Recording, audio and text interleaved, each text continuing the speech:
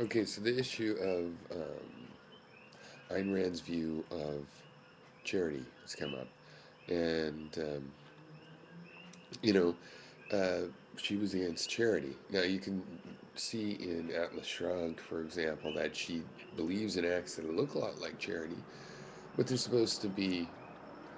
It's not for free that you give something; they have to pay, but you let them pay later because they're hard in your luck. It's an investment, right? So,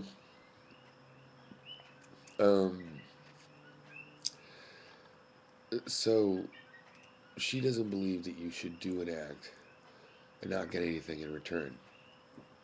Now, to jump ahead a few chapters, um, for those that want to go there, my own view is that it's impossible to do something and not get something in return.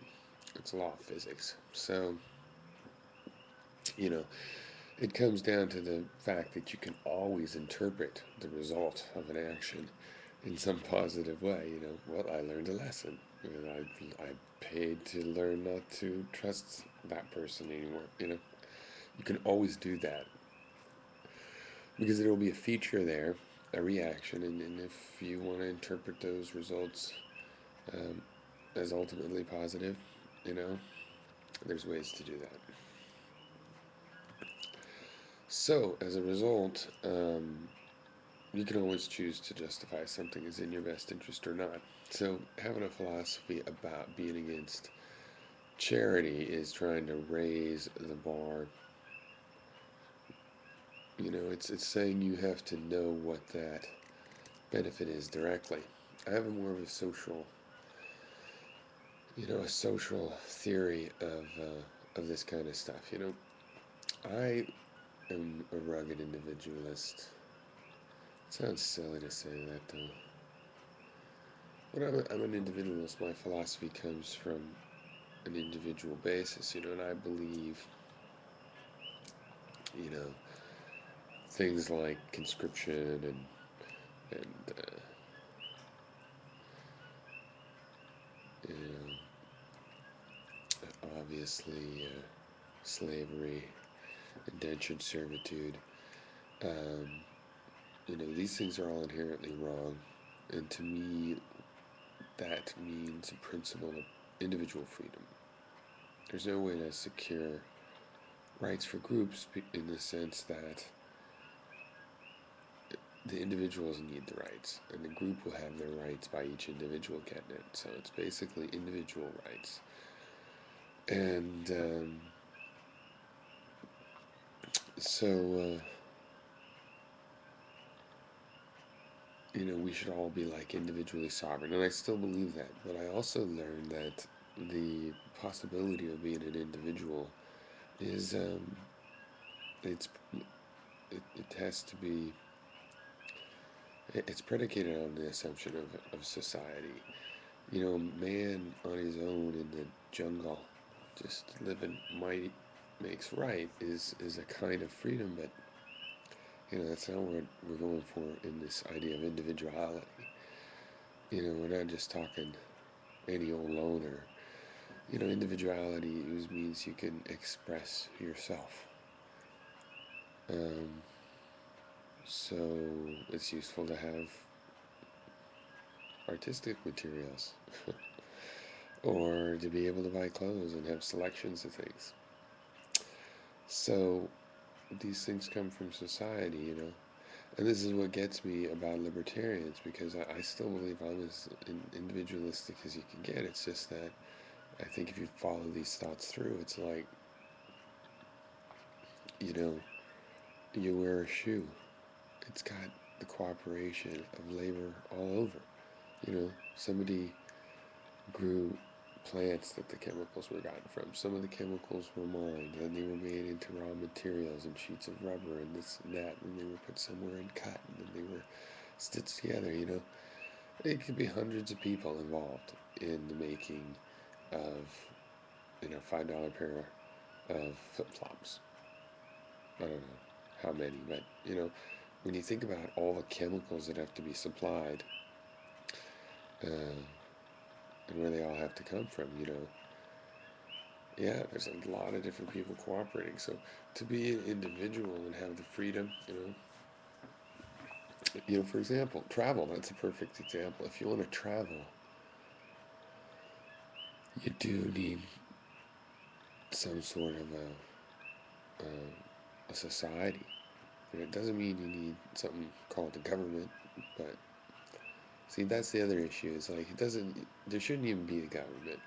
Government is, we don't get governed, but there should be a giant organization in charge of the shared infrastructure, and it looks it's like the government.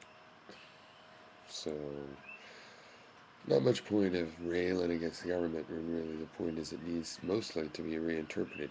But I think reinterpreting it, would if we really did, would have a big effect on what we did with it. So I've determined the issue isn't anything like purely right run. Like they don't have a right to take any taxes. They should be voluntary. Well, taxes are voluntary, right? You can leave the country. And if you say, "Oh, it's not easy," well, I hope you have tried, because you can get out of this country. It's easier than any other place. But it doesn't matter if it's easy, because that's market forces for you. The other countries won't take you. If another country will take you, it's easy. You just get a visa over there. They don't make you come home. Finally, make you a citizen. No problem. I need a hole in this old coffee.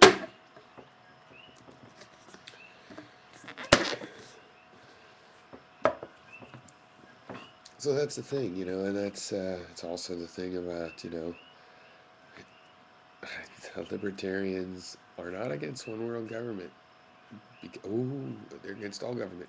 Okay, but whatever you call the thing that's left doing the one little job of enforcing contract law, the one little giant, hugest job that wars start over, broken agreements, that one little huge trillions and trillions of dollar job that's going to make for a big organization. And see, I think that's what government does law. Worst of all, that's what I don't like about the suggestion of leaving these things all to tort. Like you sue people that say you should just sue somebody that pollutes and you don't need other law. It's like that is what the government does. Worst of all, it's so-called justice system. It's even worse in that area than criminal justice is in absurdity. Um, I mean, the government does a much better job of keeping the traffic lights on and making ambulance arrive on time.